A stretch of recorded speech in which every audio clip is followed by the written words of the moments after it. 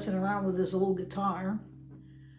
And I want to talk a little bit about it today, but before I do, I wanted to share with you some things that you just might find in your case if you were living back in the 60s and the 70s. Everybody had something different in their guitar case, from the type of guitar they carried around with them to the little devices that they used to make their playing fun and easy. And I'd like to show a couple of them to you. Okay, so the first one I want to show you is some strings. These strings were made by Gibson. Gibson made the Mona strings somewhere between 1930 and 1970. I think that's when they stopped making them. These were strings made for Spanish guitar, and I found them to be quite interesting because the gauge on them is not stated on the packaging anywhere. I have one pulled out here. It's starting to come apart here, but there it is. I don't know if you can see that, but they're beautifully wound. These are hand-wound strings. They're made with nickel and copper. They're 30% copper. And when I feel them, you know, usually if you don't have a coated string, when your finger runs across it, you hear it. You know, it's kind of a sound to it. You hear it when you hear that. This is not a coated string. It's just a hand-wound string, and it's so tight that I can't hear it at all. So it's really interesting. It's very smooth. But they're Gibson strings that were called the Mona steel strings. I don't have a full set, or I'd actually try putting them on a vintage guitar and see what they sound like. I think I'm missing 2 strings, but that's what they look like inside, the Mona strings, huh? And so this box kind of gave me a clue that perhaps it was 60s, I think, because there's some older boxes that have different color, a little bit lighter in the color. So that's one thing you might find in your case, had you lived back in the 60s or in the 70s. Another thing you might find in your case was a pitch pipe, so that you could tune your guitar. Now, nowadays we have an app or a built-in tuner or a tuner to put on your headstock, and they're quite accurate too. They really do a good job. This one, however, I took it out of the package and I blew on the E, and when I did, my dog came running. So I'm not going to blow on it. Well, maybe I'll just do it just a little bit. Well, there we go. See, that's what it sounds like.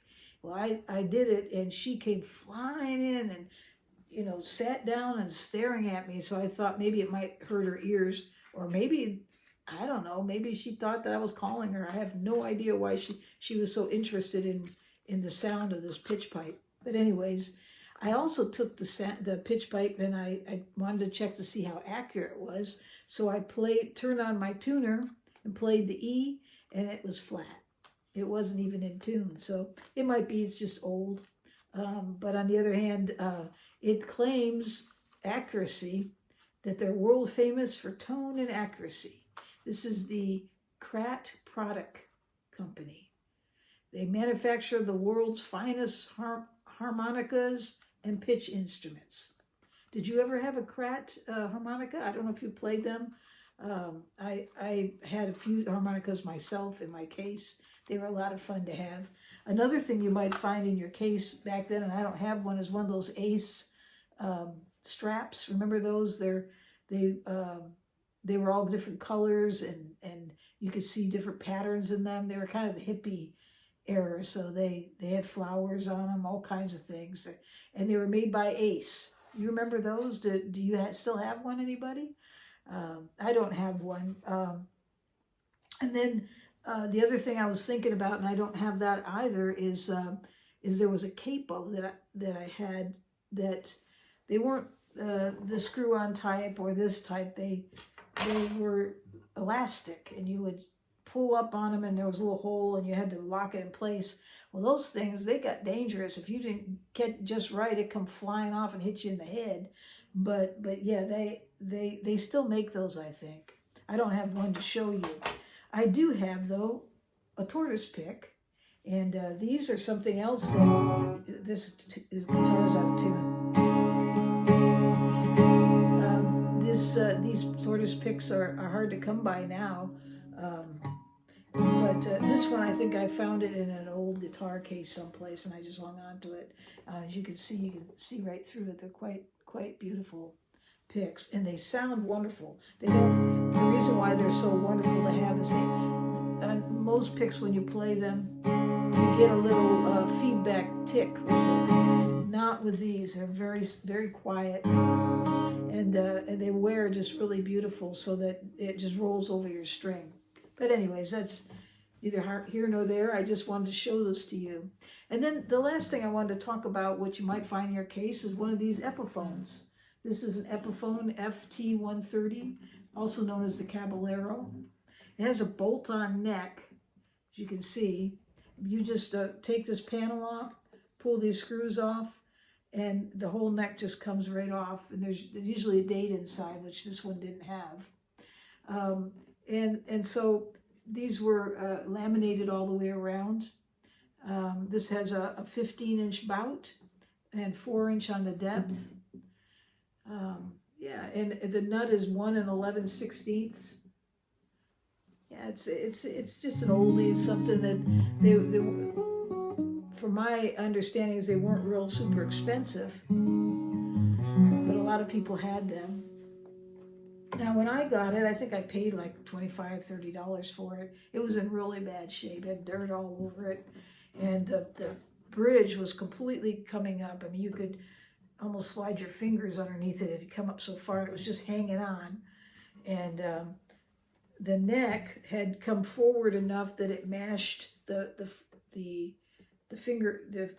fingerboard actually mashed the sound hole. And you could still see that, how it's distorted. That was because the neck block underneath there came loose. That whole thing had come forward. So when I got it, I removed the bridge. I took the neck off. I re-glued the neck block.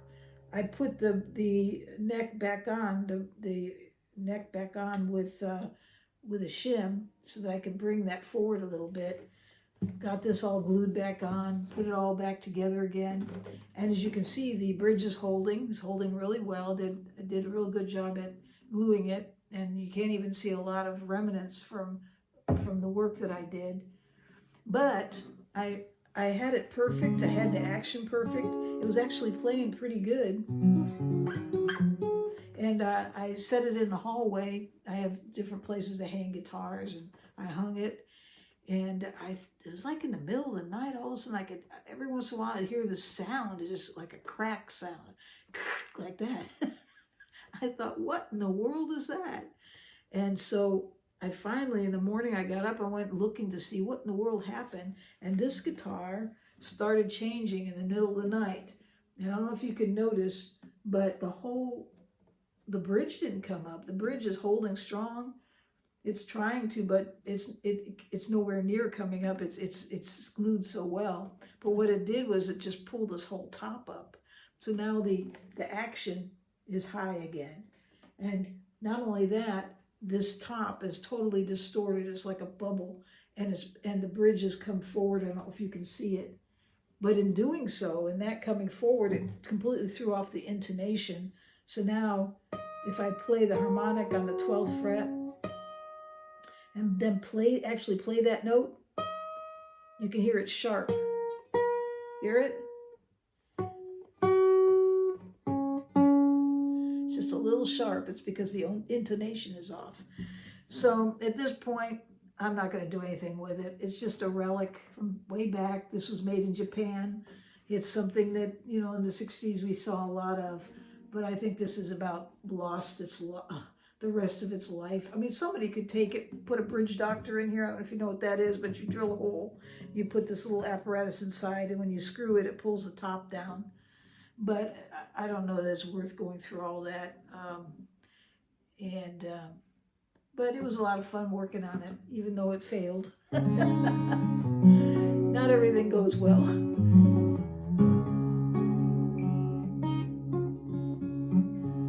Okay, so that's it. Those are things you might see in your case if you lived back in the 60s and 70s like me. I just thought I'd share those with you today. So I hope you have a great day wherever you are. And write me back. Let me know what you'd find in your case back then, if you lived back then.